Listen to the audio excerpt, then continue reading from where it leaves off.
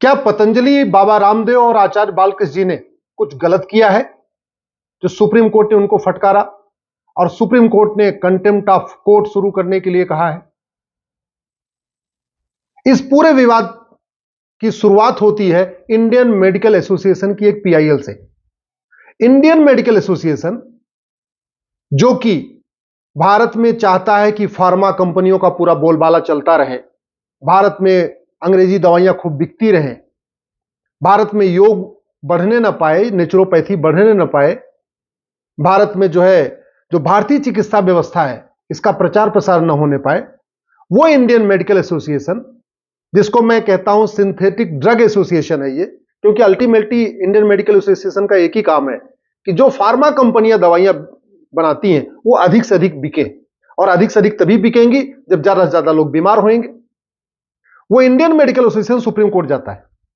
Supreme court जाके ये कहता है कि पतंजलि 1954 में नेहरू जी द्वारा बनाए गए कानून का उल्लंघन कर रहा है। 1954 में नेहरू जी ने कानून बनाया और कानून बना के यह कहा कि 54 बीमारियां ऐसी हैं जिसका कोई प्रचार प्रसार नहीं करेगा। वो 54 बीमारियां क्या हैं? अंधापन, बहरापन, गूंगापन, हकलाना, तुतलाना, मोटापा, डायबिटीज, मिर्गी, बुखार, ब्लड प्रेशर, दिल की बीमारी, माहवारी की समस्या, हिस्टीरिया की समस्या, पागलपन, कोढ़, मोटापा, लकवा, नपुंसकता, बाजपन, टीबी, ट्यूमर, ये जो बीमारियां हैं 54 बीमारियां हैं, इसका कोई प्रचार प्रसार नहीं करेगा। तो सवाल यह है कि इन बीमारियों का इलाज करने का दावा केवल पतंजलि करता है क्या? आप किसी बस स्टैंड पे चले जाइए, किसी रेलवे स्टेशन पे चले जाइए, किसी चौराहे पे खड़े हो जाइए, इवन जहां पे सुलभ कॉम्प्लेक्स का शौचालय बना होता है वहां जाके आप कभी जाइए, आपको हर जगह स्टिकर मिलता है। जहां कोई नपुंसकता ठीक करने का दावा करता है, कोई बंगाली बाबा, कोई कौन कौन से बाबा वहां बोर्ड लगा के रखते। और वो तो छोड़िए, अखबारों में रोज निकलता रहता है, नपुंसकता ठीक कर देंगे, बाजपन ठीक कर देंगे, ये कर देंगे, वो कर देंगे, कैंसर ठीक कर देंगे, मिर्गी ठीक कर देंगे, हकलाना, तुतलाना सब ठीक कर देंगे। ये तो रोज ऐड आता है, अखबारों में ऐड आता है, सभी भाषाओं के अखबारों में ऐड आता है। भारत में ऐसा कोई जिला नहीं होगा जहां चौराहों पे इस तरीके का बोर्ड नहीं लगता। भारत में ऐसा कोई रेलवे स्टेशन नहीं होगा जहां पे ये नहीं लगता हो कि 3,000 रुपए में, 5,000 रुपए में ये ठीक हो जाएगा, वो ठीक हो जाएगा, सब ठीक हो जाएगा। बाकी तो छोड़िए, पूरे देश में मिशनरियां जो धर्मांतरण कराती हैं वो इन्हीं बीमारियों को ठीक करने का वादा करके ठीक कराती हैं। चाहे वो पंजाब हो, चाहे वो आपका हिमाचल हो, चाहे उत्तर प्रदेश हो, चाहे बंगाल हो, ईसाई मिशनरियां इन्हीं बीमारियों का, कैंसर का, बाजपन का, नपुंसकता का और पता नहीं कौन कौन सी बीमारियों को ठीक करने का दावा करती हैं और चंगाई सभा करती हैं, और चंगाई सभा बुला बुला के इन्हीं बीमारियों को ठीक करने के नाम पे कन्वर्ट करा लेती हैं।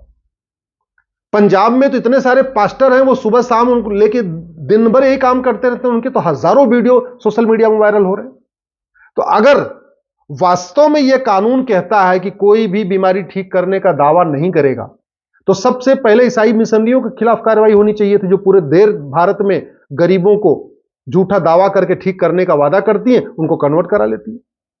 ऐसे मुस्लिम ऑर्गेनाइजेशन काला जादू दिखा के, अंधविश्वास फैला के, मजार के आसपास, दरगाह के आसपास वहां बैठे हुए हैं, वहां लोग जाते हैं, वो कहते हैं जी बस ठीक है, यहां पे ये कर देंगे, तुम्हारा ये ठीक हो जाएगा, बीमारी ठीक हो जाएगी, बच्चा पैदा होगा, बेटी हो रही है तो बेटा पैदा होना शुरू हो जाएगा। क्या क्या लोग करते रहते हैं। आज तक किसी मिशनरी के खिलाफ इस कानून के अंतर्गत कार्रवाई नहीं हुई। किसी जितने मुस्लिम ऑर्गेनाइजेशन कन्वर्ट कराते हैं बीमारी ठीक करने का दावा करके, उनके खिलाफ कार्रवाई नहीं हुई। जो अखबारों में ऐड आता रहता है बीमारी ठीक करने का दावा करते हैं, बंगाली बाबा, फलाने बाबा, भूले शाह बाबा, फूने शाह बाबा, उनके खिलाफ तो आज तक कार्रवाई हुई नहीं। चौराहों पे, सड़कों पे, रेलवे स्टेशन पे, बस स्टैंड पे, पब्लिक प्लेसेस पे जहां जहां स्टिकर लगा रहता है बीमारी ठीक करने का दावा, उनके खिलाफ तो आज तक कार्रवाई हुई नहीं। हां, पतंजलि के खिलाफ इंडियन मेडिकल एसोसिएशन आ रहा है। जानते हैं क्यों? क्योंकि पतंजलि ने पूरे देश भर में 1200 से ज्यादा एलोपैथ के डॉक्टर, आयुर्वेद के डॉक्टर अपॉइंट कर रखे हैं, जो मुफ्त में दवाइयां लिखते हैं, मुफ्त में, एक पैसे नहीं लेते। पतंजलि ने 500 से ज्यादा रिसर्च पेपर तैयार कर रखा है आयुर्वेद के ऊपर, नेचुरोपैथी के ऊपर। 1990 के पहले योग, आयुर्वेद, नेचुरोपैथी को कोई लोग जानते नहीं थे, भूल चुके थे। योग प्राणायाम के जरिए बीमारी ठीक हो सकती है, आयुर्वेद से बीमारी ठीक हो सकती है, और ये 1990 से पहले लोग भूल चुके थे। इस पूरे पूरे मुहिम को आगे बढ़ाया है तो पतंजलि ने, बाबा रामदेव ने, आचार्य बालकृष्ण ने। अगर आज पूरी दुनिया में 20 करोड़ से ज्यादा लोग योग कर रहे हैं, उसमें बहुत बड़ा योगदान पतंजलि का है, बाबा रामदेव का है, आचार्य बालकृष्ण का है। तो सवाल यह है, फिर सुप्रीम कोर्ट उनको क्यों धमका रहा है? सुप्रीम कोर्ट क्यों कहता है आपने गलत किया है? क्या वास्तव में उन्होंने गलत किया? इस पूरे मामले में न सुप्रीम कोर्ट गलत है, न पतंजलि गलत है, न बाबा रामदेव गलत है। इस पूरे मामले में जो गलत है वो 1954 का नेहरू जी का कानून। सुप्रीम कोर्ट का काम है कानून को पढ़ना। अब या तो इस कानून को चैलेंज किया जाए सुप्रीम कोर्ट में, फिर सुप्रीम कोर्ट इस कानून की मेरिट को देखेगा। लेकिन चूंकि अभी यह कानून चैलेंज नहीं हुआ है, पार्लियामेंट ने इस कानून को बदला नहीं है, आज की डेट में यह कानून एग्जिस्ट करता है, इसलिए सुप्रीम कोर्ट इस कानून को पढ़ रहा है। अब चूंकि इसमें 54 बीमारियों के बारे में लिखा है कि इनका आप प्रचार प्रसार नहीं करेंगे, अब बाकी लोगों के खिलाफ तो शिकायत आई नहीं, जो भूले शाह, फुन्ने शाह और मिसनिया इतना कन्वर्ट करती हैं। आईएमए आया तो केवल पतंजलि के खिलाफ। आईएमए को अगर इतनी चिंता थी कि भारत में काला जादू बंद होना चाहिए, अंधविश्वास बंद होना चाहिए, भारत में लोगों की जान बचनी चाहिए, बड़ी जान की, इसका आईएमए को वास्तव में चिंता है, तो उसको सुप्रीम कोर्ट में एक पिटीशन फाइल करना चाहिए था कि साहब ऐसे है, हर जगह चौराहे पे, गली मोहल्लों में, बड़े बड़े अखबारों में ऐसे अखबार बैनर पोस्टर आते रहते हैं, एक पूरे देश के लिए गाइडलाइन बनाइए, इस तरीके का कोई एडवर्टीजमेंट नहीं करेगा। तब तो बात समझ में आती थी कि इंडियन मेडिकल एसोसिएशन के मन में वास्तव में लोगों की भलाई की कोई चिंता है। लेकिन वो गया और केवल पतंजलि के खिलाफ। और सबसे आश्चर्य की बात कि इंडियन मेडिकल एसोसिएशन की पीआईएल को सुप्रीम कोर्ट ने एक्सेप्ट भी कर लिया। ज्यादातर ऐसे मैटर में सुप्रीम कोर्ट ये कहता है आप अपने हाई कोर्ट में जाओ भाई, कानून अगर है इसको लागू करना इंडियन मेडिकल एसोसिएशन की ड्यूटी नहीं है। इस कानून को लागू करने के लिए अथॉरिटी बनी होती है, डीएम होते हैं, कलेक्टर होते हैं, और भी एजेंसीज होती है, नीचे होती है। अगर चलिए मान लेते हैं ये डीएम, कलेक्टर और भी जो अथॉरिटी है वो पतंजलि के खिलाफ कुछ नहीं कर रही है, तो Indian medical association maximum high court जा सकता है आर्टिकल 226 में। आर्टिकल 32 में सुप्रीम कोर्ट कैसे आया और कैसे उसकी पिटीशन एडमिट हुई, मुझे लगता है इसकी मेंटेनेबिलिटी पर चर्चा की जरूरत है, क्योंकि सुप्रीम कोर्ट में आप तभी आ सकते हैं जब आपका कोई फंडामेंटल राइट वायलेट कर रहा हो। इंडियन मेडिकल एसोसिएशन का कौन सा फंडामेंटल राइट वायलेट हो रहा है अगर बाबा रामदेव बीमारियों के इलाज के लिए चारों तरफ बता रहे हैं? इंडियन मेडिकल एसोसिएशन का कौन सा फंडामेंटल राइट वायलेट हो रहा है अगर पतंजलि पे अखबारों में इश्तिहार देके कहती है कि हम फला फला फला बीमारियों को ठीक करेंगे? इंडियन मेडिकल एसोसिएशन का ऐसा कौन सा फंडामेंटल राइट हो रहा है अगर आचार्य बालकृष्ण और बाबा रामदेव प्रेस कॉन्फ्रेंस करके कह रहे हैं कि हम नपुंसकता ठीक कर सकते हैं, अस्थमा ठीक कर सकते हैं, योग प्राणायाम के जरिए हम मोटापा ठीक कर सकते हैं, ब्लड प्रेशर ठीक कर सकते हैं, और भी बीमारियां ठीक कर सकते हैं? इंडियन मेडिकल एसोसिएशन तो केवल और केवल फार्मा कंपनियों के लिए बना हुआ है ना। फार्मा कंपनियों का उनका बाजार बढ़ता जाए, फार्मा कंपनी दवाइयां खूब बिकती जाएं, चाहे वो भारत की फार्मा कंपनियां हैं या खासतौर पर चाहे विदेशी फार्मा कंपनियां हैं, इनका व्यापार खूब भारत में बढ़े, उसको यही चिंता है, तो वो व्यापार करे। लेकिन अगर कोई व्यक्ति ये कह रहा है कि नहीं, बीमार होने की जरूरत ही नहीं है, योग प्राणायाम करो आपकी बीमारी होगी नहीं, तो फिर आईएमए को क्या दिक्कत होती है? इसलिए मैं कहता हूं ये इंडियन मेडिकल एसोसिएशन नाम है इंडियन, वास्तव में ये इंडियन मेडिकल सिस्टम के ठीक खिलाफ है। कायदे से इसका नाम होना चाहिए इंडियन मेडिकल एसोसिएशन नहीं, इसका नाम होना चाहिए सिंथेटिक ड्रग एसोसिएशन, क्योंकि अल्टीमेटली आईएमए जो इंडियन मेडिकल एसोसिएशन है, इसका मूल उद्देश्य है कि जो सिंथेटिक ड्रग है, जो अंग्रेजी दवाइयां हैं, ये खूब बने, खूब बिके, खूब इसमें अपना काम धाम चलता रहे। अब बात आते हैं सुप्रीम कोर्ट पे। क्या सुप्रीम कोर्ट ने गलत किया बाबा रामदेव को बुला के, पतंजलि को बुला के? तो स्वाभाविक सी बात है, कानून ये चल ही रहा है 1954 वाला, उसमें लिखा हुआ कि 54 बीमारियों का प्रचार प्रसार नहीं करेंगे, तो सुप्रीम कोर्ट ने सीधे सीधे उनके खिलाफ कार्रवाई शुरू कर दिया।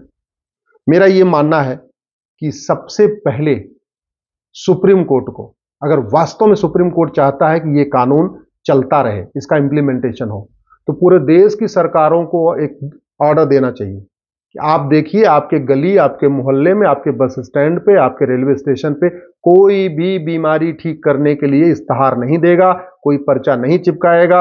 आए दिन अखबारों में पंपलेट आते रहते हैं बीमारी ठीक करने का, दीवारों पे लिखा रहता है, इवन जो सुलभ शौचालय है वहां जाइए तो वहां भी आपको लिखा हुआ मिल जाएगा। रेलवे स्टेशन के जो वॉशरूम होते हैं वहां भी स्टिकर लगे हुए मिल जाएंगे, रेलवे लाइन के डिब्बों में आपको स्टिकर मिल जाते हैं। तो सबसे पहले तो उसको रोकने के लिए करना चाहिए। दूसरी बात, ये जो 54 बीमारियां हैं ना, इसका इलाज चरक संहिता में है, सुश्रुत संहिता में है, माधवकर संहिता में है, वाग्भट जी ने इसको लिखा है, सारंगधर जी ने इन बीमारियों का इलाज बताया है। और जब इन बीमारियों 54 बीमारियों का इलाज हमारे पास है और पतंजलि उसको कह रहा है कि हम ठीक करेंगे और लाखों लोगों को ठीक भी कर दिया, तो फिर उनके खिलाफ कार्रवाई क्यों होनी चाहिए? अब कार्रवाई इसलिए हो रही है कि कानून 1954 वाला चल रहा है। इसलिए मैं आप लोगों से निवेदन करता हूं, इस घटिया कानून के खिलाफ आवाज उठाइए। अगर आप चाहते हैं कि स्वदेशी चिकित्सा बढ़े, भारतीय चिकित्सा व्यवस्था का प्रचार प्रसार हो, योग, आयुर्वेद, नेचुरोपैथी का प्रचार प्रसार हो, तो इस घटिया कानून को बदलने के खिलाफ आवाज उठाइए। जब तक ये नेहरू जी का 1954 का कानून चलेगा, तब तक नेचुरोपैथी, योग, प्राणायाम, आयुर्वेद, इसका प्रचार प्रसार कर पाना मुश्किल होगा। आप नतीजा खुद देख लीजिए कि बाबा रामदेव ने इलाज, बाकायदा लोगों को इलाज किया है, ठीक किया है। जो लोग ठीक हुए हैं वो भी कह रहे हैं मैं ठीक हो चुका हूं। इसके बावजूद इंडियन मेडिकल एसोसिएशन की शिकायत पे उनके खिलाफ मुकदमा चल रहा है, उनके खिलाफ मैटर चल रहा है।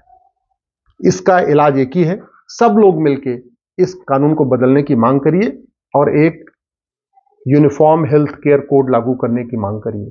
जैसे यूनिफॉर्म सिविल कोड है ना, ऐसे ही यूनिफॉर्म हेल्थ केयर कोड होना चाहिए।